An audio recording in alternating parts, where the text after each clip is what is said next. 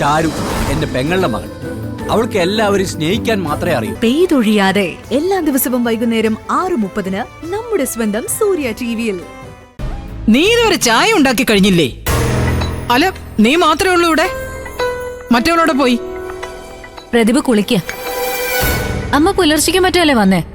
വീണ്ടും ഇത് എങ്ങോട്ടേക്കാ? എങ്ങോട്ടേക്കാന്ന് നിനക്കറിയില്ലേ? ഹർഷ ഇന്നലെ രാത്രി ലേബർ റൂമിലേക്ക് കയറ്റിയതാ.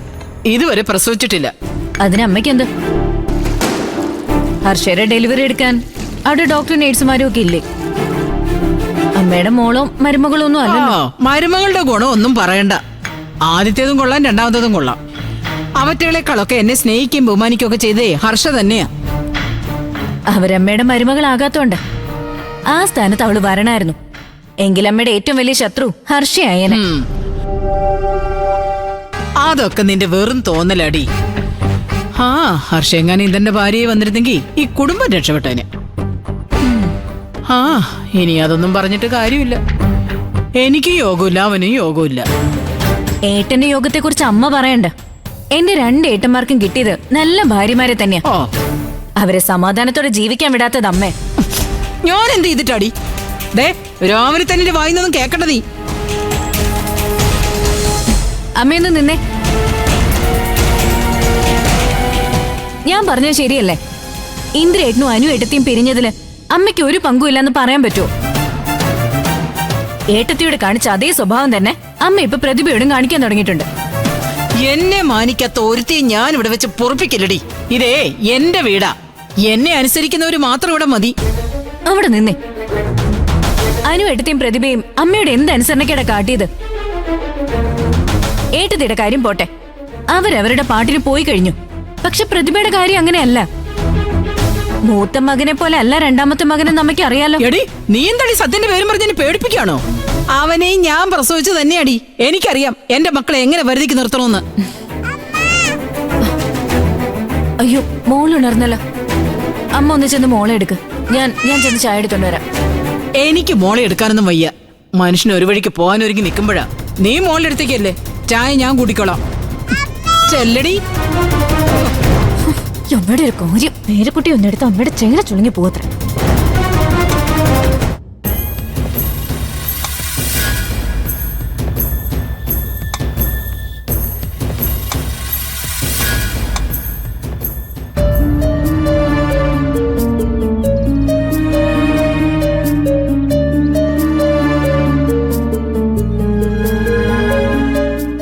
ഇന്ദിരേട്ടൻ ഇങ്ങനെ മറ്റുള്ളവരുടെ കാര്യത്തിന് വേണ്ടി ഓടി നടന്ന ആ ഷോപ്പിന്റെ കാര്യം അവതാളത്തിലാവും.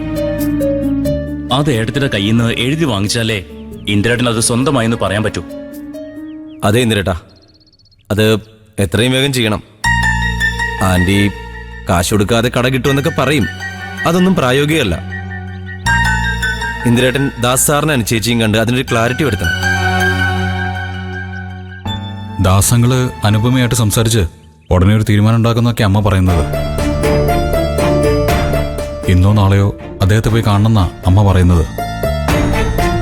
അമ്മ ഒരിക്കൽ ഇടപെട്ടതുകൊണ്ടാണ് ഇതിപ്പോ ഇങ്ങനെയായത്. അല്ലെങ്കിൽ അന്ന് 25 ലക്ഷം രൂപ ഏട്ടത്തേക്ക് കൊടുത്ത് ആ ഷോപ്പ് ഇപ്പൊ ഏട്ടന് സ്വന്തമായേനെ. അമ്മയ്ക്ക് പല തിരക്കുകളും കാണും. അതിന്റെയൊക്കെ പുറകെ ഏട്ടന് പോകാൻ തുടങ്ങിയ ആ ഷോപ്പ് കൈവിട്ട് പോകുന്നുള്ള കാര്യം ഉറപ്പാ. ഇല്ലടാ, അമ്മയോട് ഞാനത് സ്ട്രോങ് ആയിട്ട് സംസാരിക്കാൻ പോവാ. മകളും മരുമോളും ഒക്കെയുള്ള വീടാ. പക്ഷെ കാലത്തുള്ള ചായ കുടിക്കണമെങ്കിൽ ഞാൻ തന്നെ അടുക്കളയിൽ കയറണം. പിടിക്ക്, വേഗം കുടിക്ക്. ഹർഷയുടെ വിവരങ്ങളൊന്നും അറിയാഞ്ഞിട്ട് വല്ലാത്തൊരു ടെൻഷൻ. അമ്മയുടെ മകളും മരുമകളും പ്രസവിക്കാൻ കിടന്നപ്പോ അമ്മയ്ക്ക് ഇത്ര ടെൻഷൻ ഒന്നും കണ്ടില്ലല്ലോ. അവരുടെ ഇത് സുഖപ്രസവം ആയിരുന്നില്ലടാ, ഇത് സിസേറിയനാ. ഹർഷയ്ക്കാണെങ്കിൽ എന്തൊക്കെയോ ആരോഗ്യ പ്രശ്നങ്ങളും ഉണ്ട്. അമ്മയെ ഹോസ്പിറ്റലിൽ ഇറക്കിയിട്ട് ഞാനതൊരു ഷോപ്പിലേക്ക് പോകും. അമ്മ എന്നെ അവിടെ പിടിച്ചു നിർത്തരുത്. നീ പറയുന്നത് കേട്ടാ ഞാനാണ് നിന്നെ നിർബന്ധിച്ചു കൊണ്ടുപോയെന്ന് തോന്നുമല്ലോ. ലേബർ റൂമിലേക്ക് പോകും മുമ്പ് ഹർഷയ്ക്ക് നിന്നെ കാണണമെന്ന് നിർബന്ധം പറഞ്ഞുകൊണ്ടല്ലേ നീ ഹോസ്പിറ്റലിലേക്ക് ഓടിപ്പോയത്. ഇനി ഏതായാലും ഹർഷ പ്രസവിച്ച് അവളുടെ കുഞ്ഞിനെ കൂടി കണ്ടിട്ട് നീ കടയിലേക്ക് പോയാ മതി. അമ്മേ,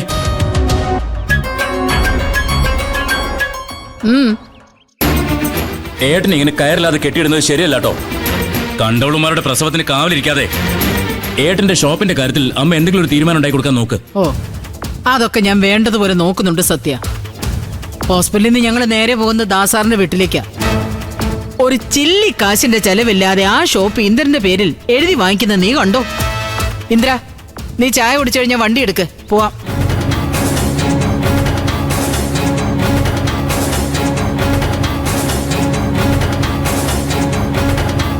എടാ, ഇന്നുകൂടെ നോക്കട്ടെ, എന്നിട്ട് നമുക്കൊരു തീരുമാനം എടുക്കാം. ആ, ഹർഷയുടെ ഡെലിവറി ഇന്ന് തന്നെ കാണുമായിരിക്കും അല്ലേ?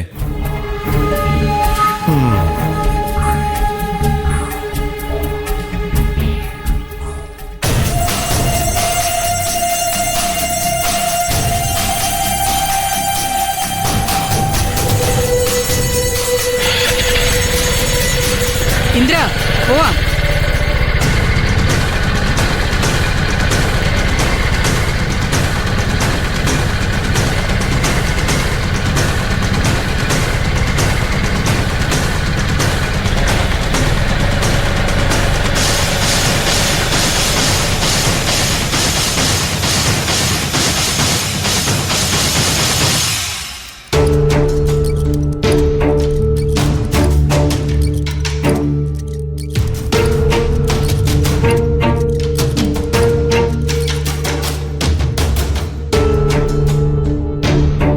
സാറേ, ഇവരിതെന്തൊക്കെയാ കാണിക്കുന്നേ?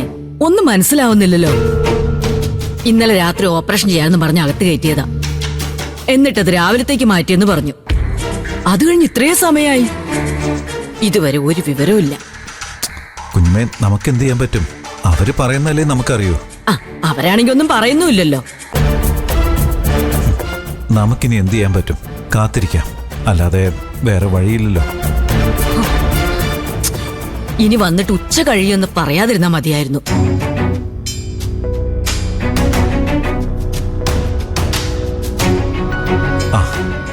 ഇന്ദ്രനും ആന്റിയും വന്നല്ലോ. കുഞ്ഞമ്മേ, ആ എന്തായി രവി? എന്താകാൻ, ഞങ്ങൾ ഇവിടെ ഇങ്ങനെ ഇരിക്കുന്നു, അത്ര തന്നെ. അല്ല, രാവിലെ സിസേറിയൻ ഉണ്ടാവുന്നല്ലേ പറഞ്ഞേ? അതെ, അവരങ്ങനെയാ പറഞ്ഞത്. പക്ഷെ ഇതുവരെ ഒന്നും ആയ ലക്ഷണമില്ല.